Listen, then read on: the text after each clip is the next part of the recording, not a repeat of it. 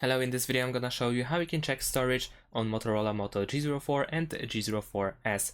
In order to check the storage, we can go to settings, and then in the settings we want to scroll down to find storage over here.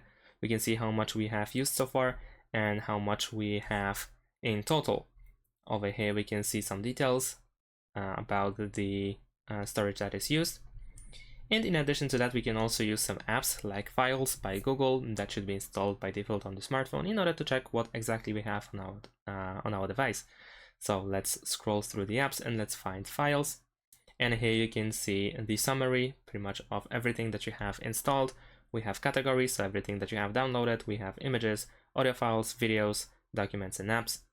And we can, for instance, tap on apps in order to see all the apps that are installed. We can also tap on these three dots and then choose sort by, and then let's say largest first in order to see the biggest apps first. And the same goes with everything else that is on this app.